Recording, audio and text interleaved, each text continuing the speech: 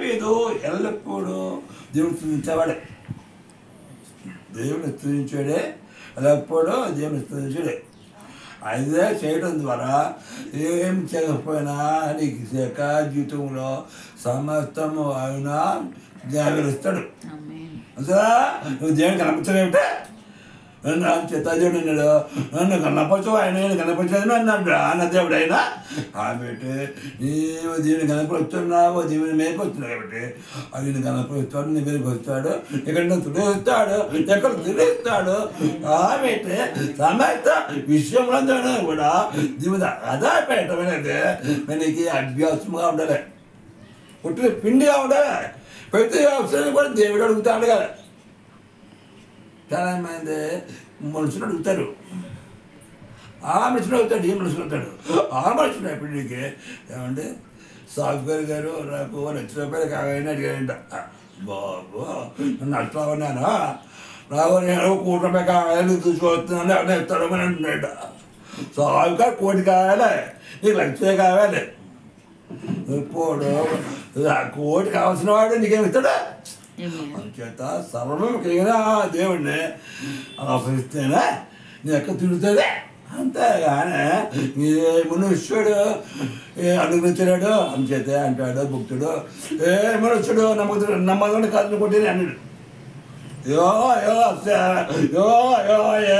నిత్యాశ్రమో నమ్ముకునేది చెప్తుంది.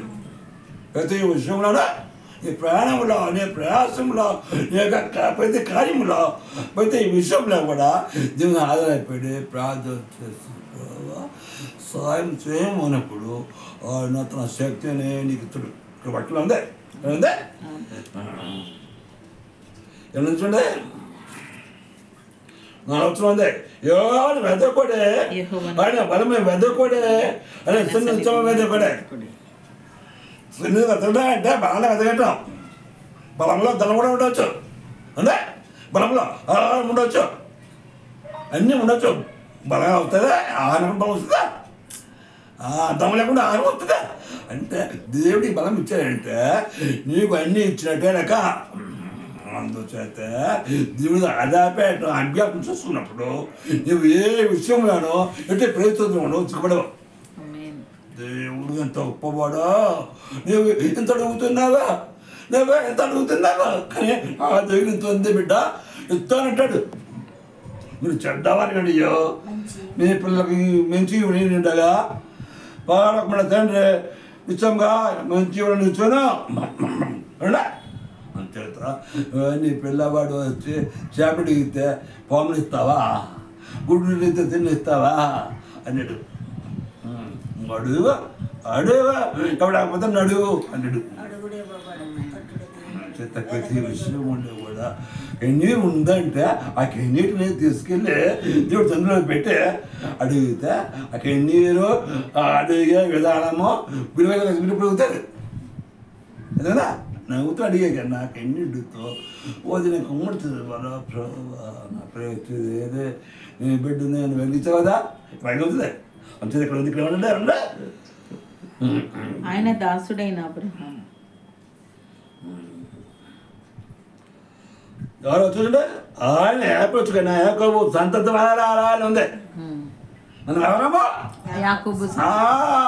దేవుడు మనం ఏర్పరచుకున్నాం కాబట్టి మన చేతులకి ఆయన యొక్క దివ్య వాక్యం వచ్చినదే, ఆయన యొక్క పరిశుద్ధాత్మ, ఆయన యొక్క పరిశుద్ధాత్మ దొరికినదే.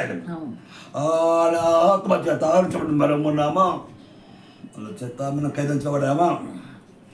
ఆకాశం వచ్చింది కానీ ఆయన నామంలో విశ్వసించే వారికి ఏ మేలు పదవి ఉండదు. వాళ్ళు కిందించబడారు, వాళ్ళు వాటి శ్రమించడం వారు. కాబట్టి దేవుడు మాట చాలా గొప్పగా ఉంటుంది. దేవుడు మాట ఇప్పుడన్నా రేపన్నా లాంటిది. మీరు ఇద్దరు ఆ రోజు పిప్పులో మీటింగ్ పెట్టారు, 20,000 చావడం కూర్చో పెట్టారు, భోజనం పెట్టారు. మీరు భోజనం పెడితే దేవుడు వాక్యం ఇచ్చాడు. చూడా మహారాజు 20 రాజ్యాలు ఇచ్చాడు. పిల్లల అవసరం కాదు, పిల్ల విషయంలో తెస్తే తోటలోకి ఇస్తానన్నాడు, దొరుకుతున్నాడు కదా. మన శనివారం అది జరిగింది తెలుసాక. తెలియదు తెలియదు. అప్పుడు నిజంగా చిన్నవాళ్ళు పిల్లలకి 2-3 తప్ప మిగతా 10 మంది పెద్దలే తండ్రులే వచ్చేస్తాడు మంచి వచ్చులా అల్లుయ్య మా సినిమా వస్తారు. నేను గవర్నమెంట్ వాళ్ళందరూ గెత్తులు వేస్తారు. శనివారం 10 గంటలకి ఫోన్ చేస్తారు. ఎప్పుడు వస్తారమ్మా ఎప్పుడు వస్తారు అడిగారు. అదో వస్తున్నాను చెప్పలేదు టైం లేదు. అప్పుడు అక్కడ ఉన్నాం ఎక్కడ ఉంటే రిజర్వేషన్ లేదా కలిగదు. 7 నెలలు అయిందే దేవుడు చెప్పిన మాట. 7 నెలలు అయినా పాసిపోలేదా దేవుడి మాట పాడైపోదా. 7 సంవత్సరాలుగా ఎంతకాలమైనా అది తలచే ఉంటుంది దేవుడి వాక్యం అంచేత మనుష్యుడు ఎటువంటి మాత్రం కాదు కానీ దేవుడు నోటి చూచు ప్రతి మఠంలో జీవించున్నాడు. అంచేత ఆ విధంగా దేవుడు అక్కడ మాట ఇచ్చాడు అన్నా అప్పుడు అట్టుగా కోపడ్డాడు అన్నా పట్టుకున్నాడు అని పంపించేద్దాం. ఇప్పుడు పాపం ఇంటి తిరగలేదు కష్టపడలేదు. అప్పుడు మన ఆదివారం ఇక్కడ రాకముందు ఇక్కడ రాకముందు ఆదివారం పెద్దలు వచ్చారు. వచ్చి ఏమంటే పాత వచ్చామన్నారు. చెప్పాను కదా చెప్పాను కదా మళ్ళీ వెళ్ళాము పిల్లల చూడండి చూడండి పిల్లల ఉదయంలో పనులు తిప్పాను అన్నట్టు అందుచేత ఈడొచ్చినాం చెప్పాను చేత అప్పుడు దానికంటే ఇంకొక ప్రవచనం ఏమీ లేదా అదే 7 నెలలు కూర్చోలేదా అదే అన్నాడు. అదే అంటారు అందులో సంతోషాన్ని మీరు వస్తున్నారు. పాస్టర్ కాపాడకుండా పాస్టర్ గారికి సౌదా కప్పండి చేతిలో బుకే పెట్టండి చిన్న కలవండి మేళతాలు వాయించండి 50 కూర్చోమని పెంచండి అన్న పాస్టర్ కదా దేవుడు చూడు కదా ఏమన్నదో ఏమండి అన్న ఎందుకంటే వాళ్ళు అలా పంపించేదామన్నారు మాట లేదని ఆయన చేసింది అదో రకం చేశాడు. మరి పెద్ద తీసి పడేస్తాడే మరి పిల్లలు ముందెట్టుకునే తొలకపోయినరా పిల్లలు తొలకపోయినరా పిల్లలు అని చెప్పి ఆడిచ్చాడు. ఇంకొద్దులాగా పెద్దలు 4 సంవత్సరాలు తీసి పడేసాడు.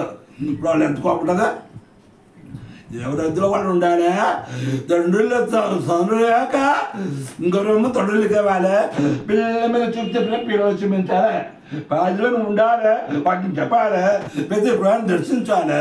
ప్రతి తెలియన మనసుని బలపరచాలి.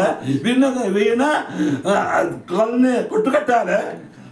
అంటే ప్రార్థన చేయాలి కష్టపడాలి అంతేగాని సొంగా జీతగాడే ఉంటే లాంటి గీత వస్తున్నాడు ఇల్లు ఇచ్చాడు ఇల్లు చూడితే దగ్గర అంటే రమ్మన్నా రాలేదు. ఆ రోజునే మీ భర్తని పిలుస్తుంది ఈయన ఎందుకు అన్నాడు. ఎందుకు నిజమే ఇప్పుడు ఎందుకు అని చెప్పి సంఘం పెడుతుంటే పోడే అనుకుంటే సుఖంగా ఉండదు పోయింది అనుకుంటాడు. అంతేనా అనుకుంటాడు. ఎవరు చేసుకున్నంత